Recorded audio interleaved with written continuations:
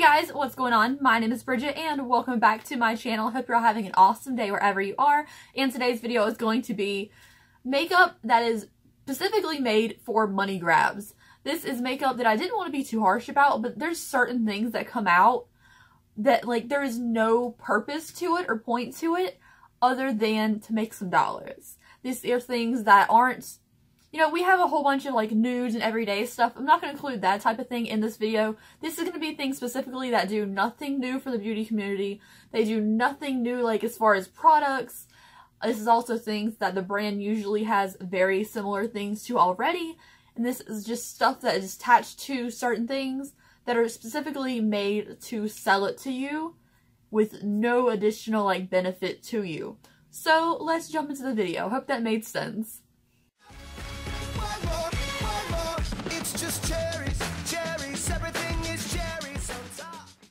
Alright guys, before we get started, I put videos every single freaking day, so to subscribe, I'd appreciate it.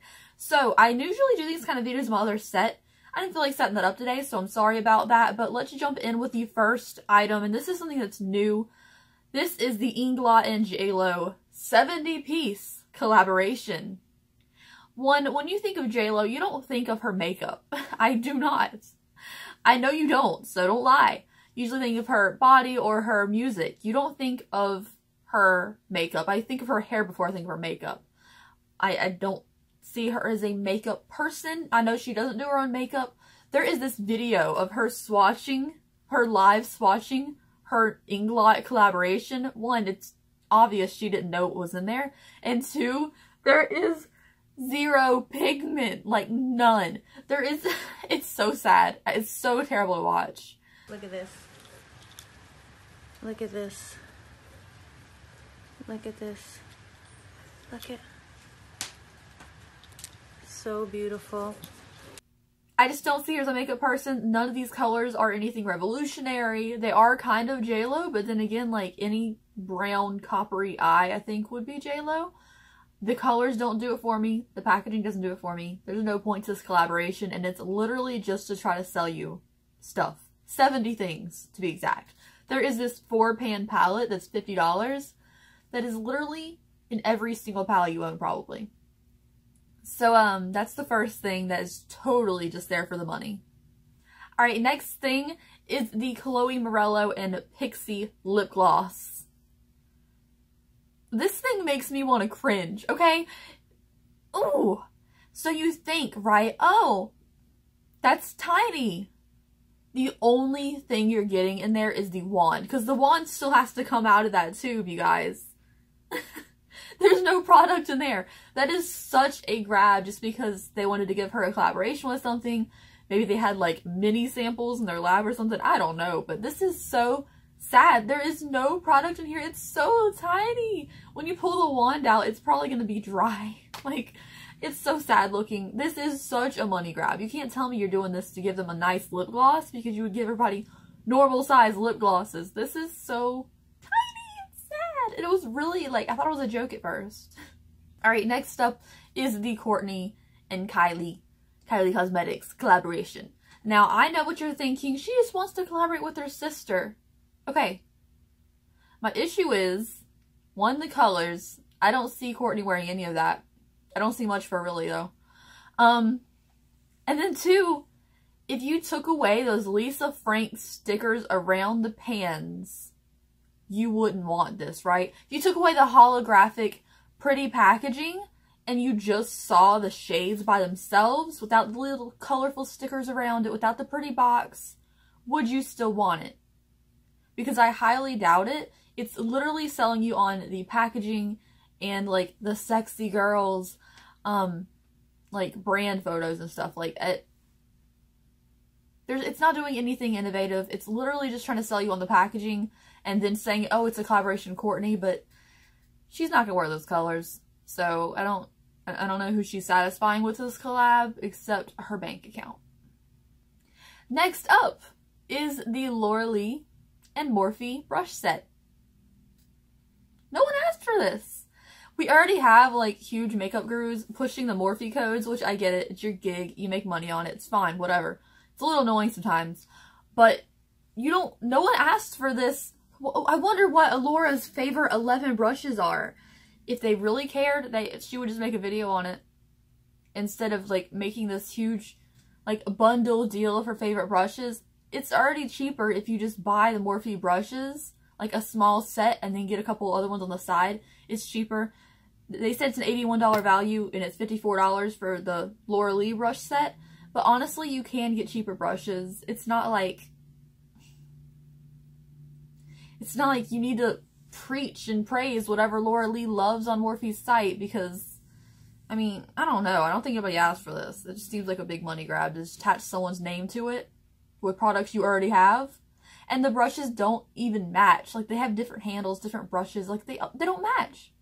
They don't match. So you're just taking stuff that you already had in your warehouse, smashing it together, and putting a big YouTuber on it and saying, it's a collab. This is her favorites. Like, it's just trying to sell it to you, and it worked. It sold out. Okay, so next up is the Ofra Free Spirit eyeshadow palette. This is $79. And I think it's supposed to be like an all-in-one palette, but no one asked for it. It's expensive, and I feel like a lot of it isn't going to appeal to most people. If you are willing to spend the $80 on this palette, that's cool. But the composition, makes no sense. I get that you get your highlighter and a bronzer in there with your eyeshadows, but there's a much cheaper way to do it that looks a lot more satisfying. To me, those colors in there do not make sense together. It's like a huge mishmash. It's like if a teenager had a Z palette and filled it full of stuff. That's kind of the colors and everything else that I see in there. Composition-wise, it just doesn't do it for me. I think that they're just trying to sell you a more expensive palette. And I don't know how it sold, so maybe it worked, maybe it didn't. I think the last thing that I'm going to talk about is the Bella Thorne and Lindsay Lohan and everyone else, every celebrity ever, coming out with their own makeup lines. Now, I'm going to be the first one to admit, when I heard Gwen Stefani is coming out with a makeup line, I wanted to cry, okay? I love Gwen, love her, and she's actually known for having like a certain style of makeup. She's done a collaboration with Urban Decay before. So I'm here for her makeup line, as long as it's cruelty-free, which I'm kind of scared it won't be. But as long as it is, I'm going to live and breathe by whatever she puts out, and I know it. I'm going to go ahead and say I'm biased on the Gwen Stefani thing. But at least she's known for having an iconic look. There are celebrities coming out with makeup lines that do not need to be coming out with makeup lines. Why don't they do what they used to do with celebrities and come out with fragrances and stuff? I used to live for the Britney Spears fragrances and stuff. There's Rihanna fragrances. There's everyone fragrances.